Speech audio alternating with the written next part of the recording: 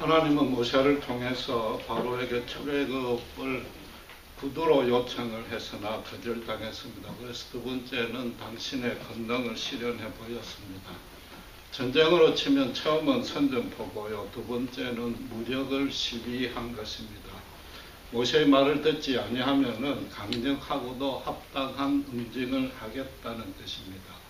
오늘의 본문은 애굽이 하나님 말을 끝내 듣지 아니해서 받은 10번의 재앙 중에 첫 번째 징벌입니다. 애굽의 물이 전부 피로 변하는 재앙입니다. 지난주에 모세가 지팡이를 던지자 뱀으로 변했는데 애굽의 요술사도 비슷한 흉내를 냈습니다. 이번에도 마찬가지로 22절에 애굽의 요술사들이 비슷한 요술을 행합니다. 그것은 핏빛에 물감을 뿌려서 눈을 속였거나 혹은 사탄의 능력이 그들을 통해서 나타났거나 둘 중 하나인 겁니다. 그러나 애굽 술사의 뱀이 여러 마리였지만은 모세의 뱀 한 마리에게 모두 삼킴을 당했습니다. 무참히 패배를 당했던 것과 마찬가지로 이번에도 하나님의 권능과는 도무지 비교할 수가 없습니다. 19절에 자세히 보면은 애굽의 하수와 운하와 모든 물이 피로 변했습니다. 식수와 농업용수의 사용이 전면적으로 불가능해진 겁니다. 출애굽을 허락하지 아니하면 생축이든 사람이든 모두 죽이겠다는 경고인 것입니다. 실존도 하지 아니한 우상신들이나 거짓의 아비인 사탄의 농간은 우리가 더 이상 따져볼 필요가 없습니다.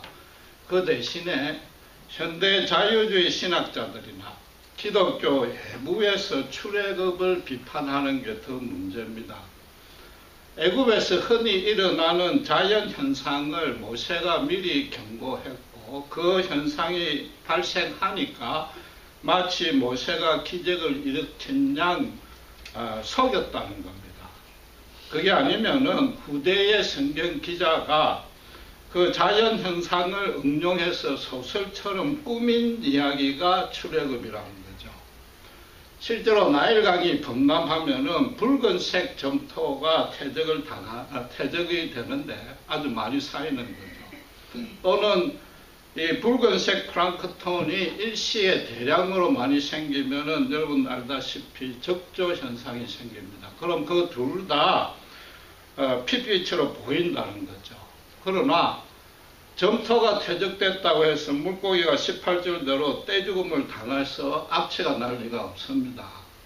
또 플랑크톤이 많아졌다는 얘기는 고기에 먹잇감이 많아졌는데 죽을 리도 없는 겁니다. 19절에 나무와 돌그릇에 담긴 물도 피로 변했습니다.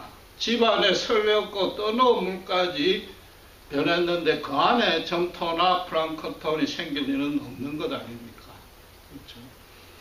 자연현상이든 자연재앙도 궁극적으로는 하나님이 주관을 합니다.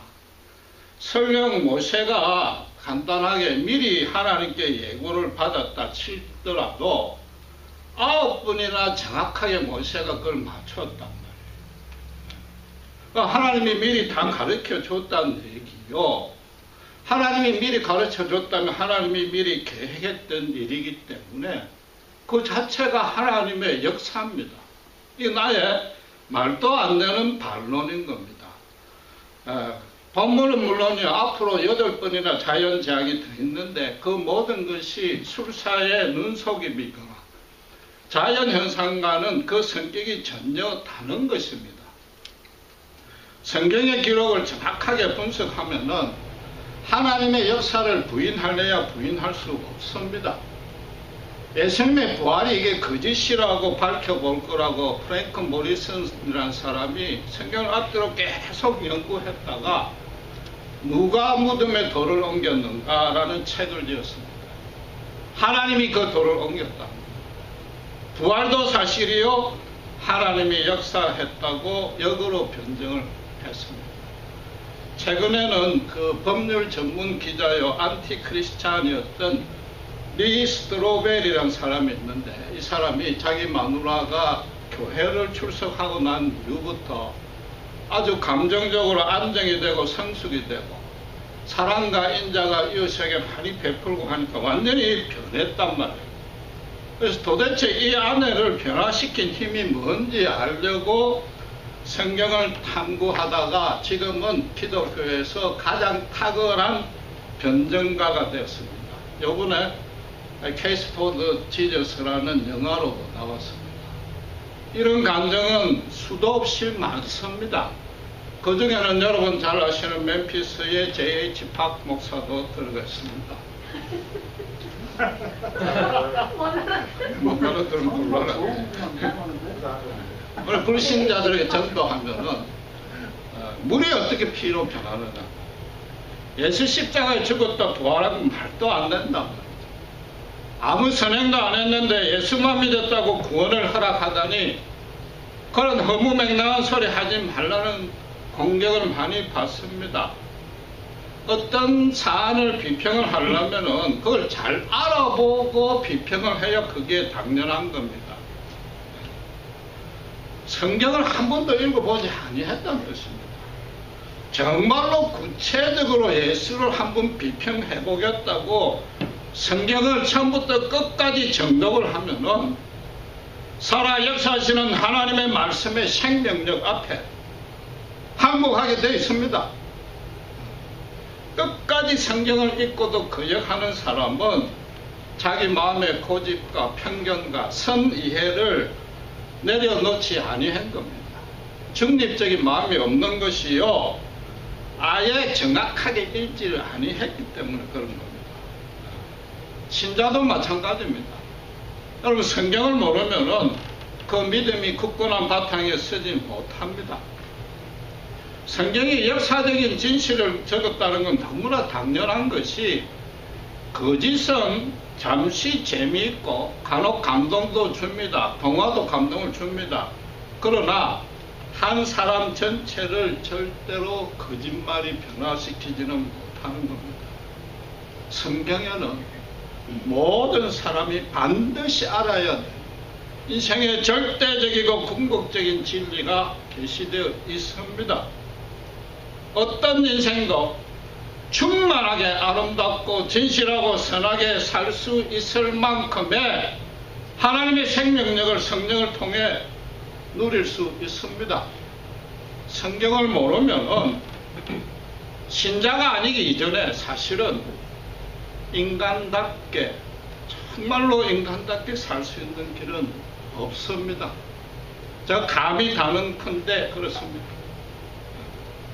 여러분이 출애굽의 10가지 재앙을 일일이 구체적으로 살피다가 설교가 언제 끝날지 모르죠. 다 할 수는 없고, 대신에 기독교 예부에서 출애굽에 대해서 비난하는, 또 반발하는 것에 대해서 신자들마저도 그 이구심을 완전히 떨치지 못하는 몇 가지 측면이 있습니다. 제일 첫째가 출애굽이 과연 역사적인 사실인가? 이건 언젠가 한번 다뤘습니다. 애굽에 히브리인들이 거주했고 그 당시에 가나안 족속과 전투에서 이겨서 그 땅을 차지했다는 게 세속의 역사에 나옵니다. 그렇다면은 이스라엘이 애굽을 탈출할 수 있는 가능성이라고는 스스로 자기 힘을 길러서 노예 반란을 했거나 주변의 강대국의 도움으로만 가능한데, 당시 이스라엘에게는 그 두 가지가 불가능했습니다. 그렇다면은 어떤 초자연적인 간섭이 있었다는 결론밖에 안 나오는 겁니다. 그 다음에 반발하는 내용들이 과연 10가지나 재앙이 있었을까? 그 엄청난 재앙을 겪고도 바로가 어떻게 항복 안 하고 버틸 수가 있습니까? 그렇다면 성경에 기록된 대로 하나님이 의도적으로 바로의 마음을 강팍하게 만들었는가? 바로와 애굽 사람들이 억울하게 하나님의 화풀이의 대상이 되었던가? 이 문제를 신자들도 해결하지 못하고 있는 거죠. 이것도 사실은 성경의 앞뒤를 잘 살펴보면 그 답이 나옵니다. 한국 신자들은 어려서부터 중고등학교 때부터 입시 교육을 받아가지고 단편적인 지식을 암기식으로 공부하는 데 익숙해 있습니다. 성경 공부도 뭐 그런 식으로 접근을 합니다. 예를 들면 이 출애굽의 10가지 재앙도 그 종류와 순서를 암기하면은 성경을 마치 잘 아는 것처럼 착각을 합니다. 그건 성경 아는 것과 아무 상관이 없는 겁니다. 성경이 여러분에게 종교적인 지식을 가르치지 아니하는 겁니다. 하나님 당신께서 지금 바로 여러분 한 사람 한 사람에게 꼭 들어야 될 얘기를 직접적으로 이야기를 하십니다.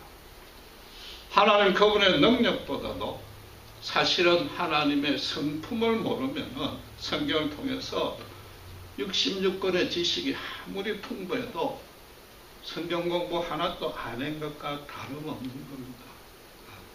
출애굽에서도 하나님이 이적을 베푸는 그 모습을 잘 살펴야 돼요. 한 가지 이적에서 다른 이적으로 옮겨가는 과정도 살펴야 되고 거기에 대해서 바로와 이 술객들의 반응을 대조해가면서 봐야 됩니다. 요컨대 제가 항상 강조하다시피 10가지 재앙 전체를 일관되게 연결해서 분석해야 되는 겁니다. 이 하수를 피로 바꾸는 재앙만 해도 애굽 요술사들이 흉내를 냈지만은 24절에 뭐라고 합니까? 땅을 파서 마실 물을 구했다고 합니다. 그 연명이 가능했다는 얘기죠. 그런데 25절은 모세가 7일 후에 바로를 세 번째 만나서 두 번째 재앙을 예고합니다. 그게 무슨 뜻이에요? 그 7일 안에 아니면 맥시멈 7일 만에 하나님이 피를 다시 물로 바꿨다는 얘기죠. 완전히 죽일 수도 있는데 숨통을 틔워줬단 말이에요. 빨리 해결하지 아니하면 다시 더 큰 재앙으로 당신만이 유일하신 참 하나님이라는 걸 증명해 보이겠다는 겁니다. 그래서 그 다음 두 번째 재앙이 뭔가 하면은 온 땅에 개구리가 범람하는 겁니다. 여러분 성경을 핵심 구절만 제가 몇 가지 찍을 테니까 성경을 보면서 따라와 주시면 좋고 집에 가서도 정확하게 한 분석을 해보시면 좋겠습니다. 8장 7절에 술객들도 똑같은 개구리 이적을 보입니다. 이건 뭐 소매자락에 숨겨놓은 개구리를 땅에 쏟아놓을 수도 있고 사탄이 또 뭔가 요소를 버렸을 수도 있습니다. 그러나 8장 3절에 왕궁의 침실도 또 그렇고 음식의 그릇까지 개구리가 올라옵니다. 바로가 잠도 못 잘 형편이 되니까 8장 8절에 개구리를 없애주면은 너희를 내보내주겠다고 협상을 요청합니다. 그래서 모세가 8장 9절에서 언제까지 끊어줄까요? 이러니까 당장 내일까지 없애달라고 그러는 거죠. 이건 뭐 협상이 아니라 사정하는 겁니다. 이게 나일강의 수위가 물이 제일 낮아질 때가 12월 중순인데 그때 되면은 개구리가 땅에 대량으로 올라오는 현상이 있답니다. 그런데 만약에 이게 자연 현상이라면은 모세가 날짜를 정해서 없앨 수도 없고 땅에서 죽게 해서 악취가 나게 할 수도 없단 말이에요. 그러니까 8장 15절에 가서는 바로가 숨이 통할 수 있음을 보고 마음을 스스로 강팍하게 했다고 합니다. 하나님이 바로에게 악한 마음을 집어넣은 적이 없다고 분명히 기록하고 있는 겁니다. 그 세 번째는 티끌을 이로 만드는 재앙인데 8장 18절에 보면은 술객들이 흉내낼 수 없다고 시인을 합니다. 왜냐하면은 티끌을 확 불어가지고 모든 생축과 사람에게 들어붙게 만들고 그걸 또 이로 바꿔야 된단 말이에요. 그러니까 자기들로서는 그런 능력이 도무지 없단 말이에요. 이건 요술의 눈속임의 한계를 벗어난 것이다. 그 말은 지금까지도 사실은 사기였다는 걸 이야기를 하는 거죠. 사탄에게 아무리 신탁을 해도 사탄도 묵묵부답이더라 이런 얘기입니다. 그러니까 급기야 8장 19절에 가서 그들이 뭐라고 그런가 하면 이는 하나님의 권능입니다. 이건 차원이 다른 능력입니다라고 고백을 하는 거죠. 술사들 입에서 이게 나왔단 말이에요. 이건 대단한 사실입니다. 왜? 바로가 이적도 같이 못 낸다고 야단을 맞을 수 있고 궁중술사 자격 신분에서 박탈당하고 벌도 받을 수 있으나 도무지 할 수 없으니까 어쩔 수 없이 그래 했단 말이에요. 히브리 신에게 어쨌든지 간에 그 힘에 졌다고 항복선을 한 겁니다. 그런데도 바로는 혼자서 또 강팍해집니다.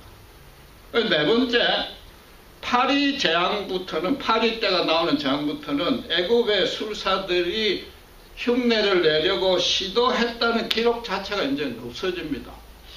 그 이후부터는 아예 흉내도 못 내는 거죠. 그러고 나서는 이제 술사와 바로의 반응도 조금씩 약해집니다. 8장 28절에 가면은 드디어 바로가 출애굽을 허락을 합니다. 너무 멀리 가지 말라. 너희가 나를 위해서 기도해달라. 그렇게 사정을 해놓고는 다시 숨통이 트이자 번복하고 또 완악해지는 겁니다.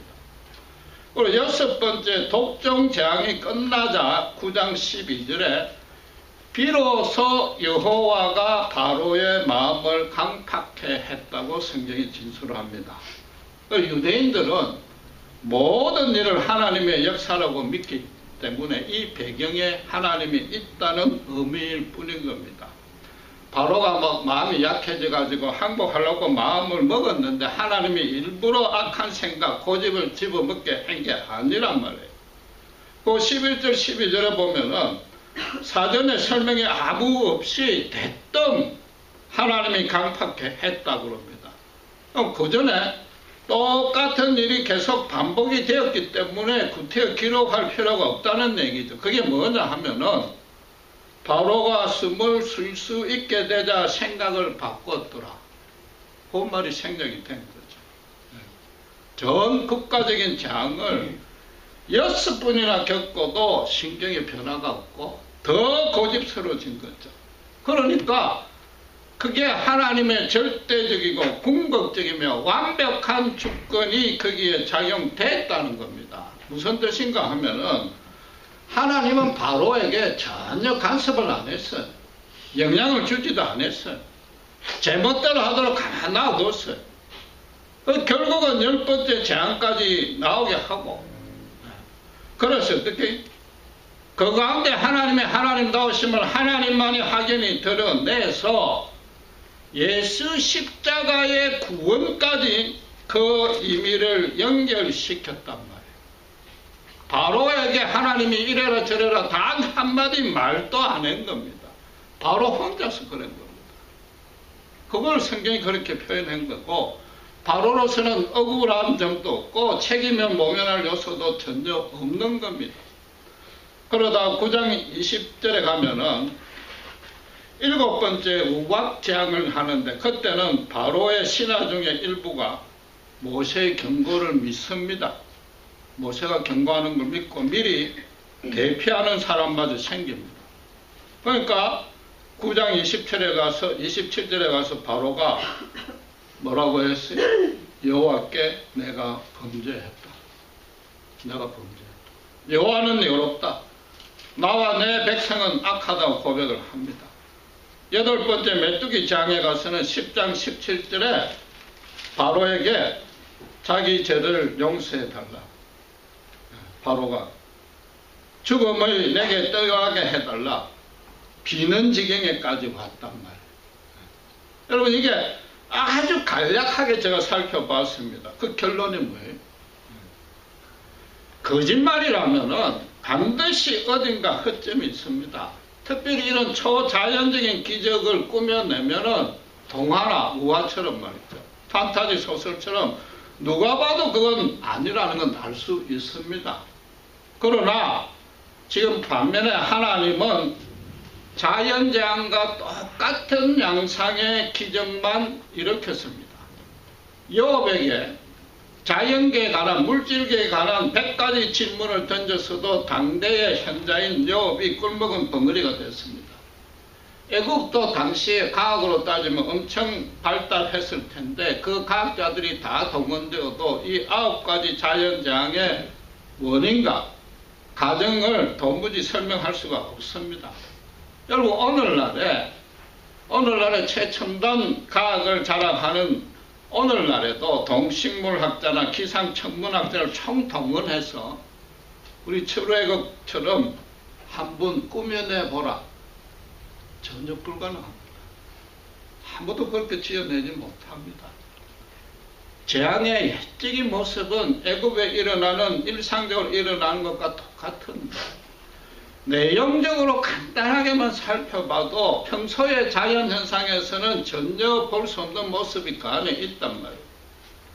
인간이 해낼 수 있는 그런 성격이 전혀 아니단 말이에요. 조금만 따져보면 그게 하나님의 권능인 줄 알 수 있게 해놨단 말이에요. 실제로 가장 완악했던 바로와 애굽 술사들도 이건 차원이 다른 신입니다. 계속 인정을 했단 말이에요. 그럼 불신자들의 눈에는 가장 동화 같은 출애굽기가 사실은 성경 가운데 가장 논리적이요, 가장 과학적인 기록입니다. 이게 거짓이 아니란 말이에요. 실제로 일어난 일이 그대로 기록했으니까 증명할 수밖에 없는 거란 말이에요. 바로가 그렇게 버틴 데는 당장에 이 공짜 노동력을 잃어버리는 게 너무 아까운 겁니다. 숨통이 트이자 어떻게 생각한 겁니다. 스스로도 이건 자연재앙일 뿐이야. 자연재앙을 히브리인들이 모세가 이용한 것 뿐이야. 스스로 평가절하한 겁니다. 하나님의 뜻은 뭐예요? 비슷한 재앙을 일으켰으니까 더듬으로서라도 조금만 합리적으로 따져봐도 당신을 쉽게 찾을 수 있게 만드신 거예요. 당신에게 진심으로 승복하면은 언제든지 당신의 자녀로 삼아 주겠다는 뜻이란 말이에요. 그러다가 바로가 결국 언제 이스라엘을 내보냅니까? 9번 재앙 끝나고 그때까지는 사망자가 단 한 명도 없었습니다. 먹고 마시는 것도 죽지 않을 만큼 하나님이 남겨두셨습니다. 그러다가 10번째에 장자들이 죽습니다. 장자가 죽는다는 얘기는 전 백성을 다 죽인다, 다 죽일 수 있다는 뜻입니다. 그러니까 다음에는 모두 다 죽이겠다는 경고입니다. 바로는 다음에 자기가 죽을 차례니까 항복 안 할 수가 없단 말이에요. 그럼 불신자들에게 예수 십자가의 복음을 전하면서 아무리 전해도 끝까지 들은 척도 안 하다가 언제 그 마음이 흔들립니까? 죽을 때 다 되면, 죽을 때가 다 되면 그때 가서 죽기 직전에 내 같은 자도 하나님이 용납해 주실까? 내를 위해서 대신 기도해달라고 그때 가서 요청하는 겁니다. 똑같은 모습입니다. 바로가 완악하게 버틴 첫째 이유는 물론 공짜 노동력을 놓치기 싫은 건데 그에 못지않은 아주 중요한 이유가 하나 더 있습니다. 바로는 애굽에서 살아있는 신으로 추앙받았습니다. 미이라 만든 게 뭐예요? 영원하고 불사의 존재라는 걸 가시할 목적으로 미이라를 만드는 겁니다. 자기 말 한마디에 모든 요술사들이 신령한 일을 만들어내고 백성들이 열광을 하고 술사들이 바로에게 아부를 하면서 당신은 신이라고 숭배를 하니까 본인도 그렇게 착각을 하다가 착각이 깊어지면 나중에 확신이 돼버려요. 그래서 대대로 애굽에서는 바로가 신으로 숭배받은 겁니다. 바로가 최고의 신이 됐고 바로 종교가 애굽을 지배하게 됐단 말이에요. 이게 뭐냐 하면은 아담의 원죄 이후로 자기가 주인이라 자기만을 최고로 내세우는 최고 죄의 본성이 바로에게 가장 강력하게 나타난 거다. 그게 뭐예요? 참 하나님을 만났는데도 오히려 만나면 만날수록 더 완악해지는 것. 그걸 성경은 강팍하다고 표현하는 거단 말이에요. 여러분, 이집트의 기자 지역 가면 현대에서도 7대 불가사의라는 거대한 피라미드들이 있습니다. 그게 언제 지어진지 아세요? BC 2500년경에 지어졌다고 추정을 합니다. 그 말은 지금 히브리인들이 노예 생활을 하고 있을 때 이미 피라미드이 있었다는 겁니다. 오늘날에도 역사학자나 건축학자 모든 전문가들이 이 피라미드의 비밀을 다 파헤치지 못합니다. 분명히 위대한 인간의 업적입니다. 그리고 그 역사를 누가 했습니까? 전문가를 동원을 했지만 어쨌든 그걸 총괄해서 지휘한 게 바로단 말이에요. 그러니까 이게 살아있는 신으로 추앙받을 만합니다. 이 피라미드를 만든 동기 중에 하나가 바로 이 성경의 출애굽 기록을 통해서 충분히 추측해 볼 수 있단 말이에요. 여러분, 9번째 재앙이 뭐였어요? 흑암의 재앙입니다. 이 흑암의 재앙은 뭔가 하면은 사막에 그 거대한 모래 폭풍이 일어나는 겁니다. 그 사방이 완전히 캄캄해지는 거죠. 그 어지간한 건물도 모래 파묻혀가지고 그 다음에는 흔적도 없이 사라져 버립니다. 그런데 뭐 이때 어떻게 됐겠습니까? 피라미드는 전혀 손상 없이 그대로 남아있는 겁니다. 9번째 자연재앙이라는 건 무슨 뜻이에요? 애국인들이 가장 두려워하는 자연재앙입니다. 그 거대한 모래 폭풍에도 피라미드는 여전히 건재해 있단 말이에요. 그런데 80노인이 아주 남다른 차림으로 와서 항복하라 그러니까 바로의 자존심으로 도무지 허락이 안 되는 거죠. 역사상 최고로 교만했고 하나님을 거역하는 우상신들의 우두머리였고 자기가 신이라는 종교적인 망상까지 있기 때문에 이건 뭐 얘기가 안 되는 거죠. 거기다가 바로가 왕으로서 무소불위의 신과 방불한 권력을 휘둘렀단 말이에요. 애굽의 모든 국민들이 자기 말 한마디에 꼼짝없이 당했단 말이에요. 말하자면 바로도 바로 나름대로 여호와 하나님처럼 내라니까 그 한마디로 다 통했단 말이에요. 정말로 신처럼 행실을 한 겁니다. 자기 눈에 흙이 들어가도 허락 못한단 말이에요. 자기 패배는 절대로 인정을 안 하는 거죠. 이 치유 불가능한 자아도취증인데다가 자기는 이미 신이단 말이에요. 바로가 바로로서의 인간으로 이걸 보면 안 되는 거죠. 바로는 애굽에서 최고 신이요. 자기 애굽 신이 히브리 신에게는 죽어도 항복 못한다. 이 점을 놓치면 우리가 출애굽기를 이해를 다 못하는 거죠. 그러니까 10번째 재앙을 당하고도 또다시 홍해까지 쫓아가서 또 그런단 말이에요. 죽기 살기로 신으로서 지금 히브리 신하고 대항을 하는 겁니다. 여러분, 지금까지 바로를 탓한 얘기를 한 건 아닙니다. 바로 제가 비난해봐야 무슨 의미가 있겠습니까? 이스라엘이 출애굽한 후에 어떻게 했습니까? 하나님에게 얼마나 많이 거역했습니까? 10번의 이적보다도 비교가 안 될 정도로 이적을 많이 받았는데도 비교가 안 될 정도로 거역을 한 게 이스라엘입니다.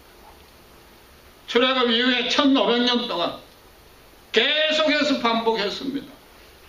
더 주목할 것은 예수 믿고 난 이후에 신자는 또 어떻느냐. 간단하게 이야기하면은 매주 예배할 때 대표기도 오늘 죄송하지만 마침 홍경도 형제가 했는데 단골로 등장하는 문구가 뭡니까? 지난주에 하나님께 멀리 떠난 죄를 용서해달라. 1년에 52주면 바로보다 더 완악한 거 아니에요? 바로 저부터도 그렇습니다. 저한테 전도한 사람이 10명도 더 넘었습니다. 저를 모르는 사람이 저를 위해서 기도한 사람까지 합치면 수도 셀 수 없습니다. 심지어 둘째 아들이 교회에서 크리스마스 때 재롱잔치 하는데 그건 어쩔 수 없이 참석했는데 중간에 도저히 마음에 안 들어서 뛰쳐나와버렸습니다. 전도하는 사람에게 하나님이 있긴 어디 있느냐고 웃기는 소리 그만해요. 하나님 내 눈앞에 보여주면 그때 가서 믿겠다고 큰 소리 쳤습니다. 지금 생각하면 그 자리에서 벼락 맞아 안 죽은 게 진짜 다행이요. 은혜인 거죠. 저는 바로와 비교도 할 수 없을 만큼 완악했습니다. 예수 믿고 목사가 된 이후에도 대표 기도할 때 지난주에 저를 용서해 주십시오 한 그 부분에 제가 제일 크게 아멘합니다. 여전히 그렇습니다. 여러분, 인간사에서는 3번만 용서해도 아주 위대한 의인입니다. 왜 그렇습니까? 모든 인간이 원죄하여 있습니다. 자기가 최고란 말이에요. 시체말로 자뻑 증상이 있는 게 원죄인데 모두가 자뻑인데 어떻게 서로가 서로를 용서해주고 인내합니까? 그게 사실은 제일 하기 힘든 일이라서 그렇습니다. 그런데 지금 하나님은 10번을 참아주셨단 말이에요. 마지막 장자를 죽여가면서도 참아주신 겁니다. 어쩔 수 없이 애굽이 항복을 했습니다. 장자를 죽일 수밖에 없었습니다. 그 뜻이 뭐예요? 당분간은 여자의 후손인 예수 그리스도가 올 때까지는 이 히브리인들만으로도 하나님 나라를 만들어야 되겠다. 그러단 말이에요. 하나님 뜻이 재앙이 아니라 구원이단 말이에요. 10가지 재앙을 했다는 것은 숫자적인 의미로 완전하고 꽉 찰 때까지 재앙을 베풀었다는 겁니다. 하나님의 인내의 한계를 넘어섰다는 상징입니다. 하나님의 진노를 받아 마땅합니다. 그러나 여전히 하나님의 본심은 재앙이 아니라 구원입니다. 10번 아니라 100번까지 거역을 하더라도 죽기 전에 마지막으로라도 진심으로 회개할지라도 내 같은 사람이라도 하나님이 용납해 주실까? 나를 위해서 기도해달라. 그래 할지라도 그 전에 있었던 그 수많은 완악했던 거역했던 모든 죄악을 하나님은 기억하지 아니하십니다. 그때 처음으로 단 한 번 회개한 것으로 알고 기뻐 받으시는 겁니다. 10번 꽉 차서 거역하는 자, 하나님의 진노를 받아 마땅하고 심판이 예정이 되어 있지만은 10번만이라도 회개하는 거, 그걸로 단번에 구원해 주시고 하늘에서 큰 잔치가 일어나는 겁니다. 우리 자식들 중에서도 아주 골치만 섞이고 나쁜 짓만 행하고 방탕하게 지낸 아들이 있을 수 있습니다. 그래서 어떻게 그 인생을 포기하고 제발 어디 가서 죽지만 안 하고 살아만 있어도 하고 그런 자식이 있을 수가 있는데, 그런 자식이 회개하고 사람답게 살겠다고 돌아오는 것만큼 그 부모에게 큰 기쁨이 없는 겁니다. 우리가 예수 믿을 때 우리 모두 하나님의 그런 기쁨 안에 들어간 겁니다. 그런데 지금 하나님의 그 기쁨이 과연 그 기쁨의 크기만큼 유지되고 있느냐 말이에요. 하나님은 출애굽기를 비과학적이고 꾸며낸 얘기 같아서 못 믿겠다. 그런 엉터리가 어디 있느냐. 그런 자들을 오히려 가장 크게 불쌍하게 여깁니다. 제발 내가 하는 이 이야기 처음부터 끝까지 좀 들어다오. 성경을 제발 온전히 읽어다오. 그래서 하나님이 기독교 신자를 만들려는 것이 아니라 당신의 백성으로 삼아서 세상 어느 것과는 비교할 수 없는 당신의 권능과 사랑으로 그 인생을 충만하고 풍성하게 바꿔주십니다. 절대로 세상 사람처럼 허무하게 그 인생을 끝나지 아니하는 겁니다. 예수 믿는 길만이 오직 유일한 길이라는 것, 그걸 제발 알아달라는 거죠.